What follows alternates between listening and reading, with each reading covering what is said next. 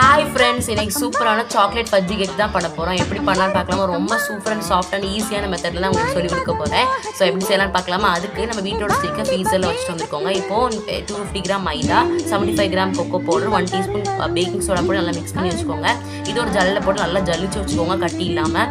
இப்போ egg ஒயிட்டையும் yellow பார்ட்டை separate பண்ணிவிட்டு ஒயிட் பார்ட்டை தான் நம்ம இப்போ ஃபஸ்ட்டு பீட் பண்ண போகிறோம். அது வந்து சில் தண்ணியில் வச்சுட்டு அதில் நல்லா பீட் பண்ணிங்கன்னா நல்லா திக்கான ஃபோம் பீக்ஸ் வந்து கிடைக்கும். இந்த மாதிரி கிடச்ச அப்புறம் இதில் நம்ம எல்லோ பார்ட்டை நம்ம வந்து ஆட் பண்ணி நல்லா பீட் பண்ணிக்கோங்க. இப்போ 150 கிராம் சுகரை வந்து பவுடர் பண்ணி வச்சுட்டு கொஞ்சம் கொஞ்சமாக ஆட் பண்ணி மிக்ஸ் பண்ணிக்கோங்க. 1 டீஸ்பூன் வெனிலா எசன்ஸ் போட்டுக்கோங்க. அதுக்கப்புறம் நம்ம ஆட் பண்ணிருக்க ஃப்ளாரை கொஞ்சம் கொஞ்சமாக போட்டிங்கன்னா அந்த கொக்கோ பவுடர் பேட்டில் நல்லா சாக்லேட் ஃப்ளேவரான கேக் பேட் ரெடி ஆயிடும். ஸோ இதை வந்து நீங்கள் வந்து நம்மளோட கேக் டீனில் ஆட் பண்ணிவிட்டு உங்களுக்கு தேவையான சாக்லேட்ஸ் எல்லாம் நான் வந்து டெய்ரி மில்க் ஆட் பண்ணியிருக்கேன். 2 லேயராக டெய்ரி மில்க் ஆட் பண்ணிக்கிறேன். ஸோ இது வந்து ஓவனில் வந்து நான் வந்து ஓவன் யூஸ் பண்ணுறதுனால நான் வந்து மேக்ஸிமம் 6 மினிட்ஸ் வச்சுருக்கேன். அதுக்கப்புறம் இது வந்து சூப்பர் அண்ட் சாஃப்டான சாக்லேட்டோட சூப்பராக ரெடியாக இருக்கும்.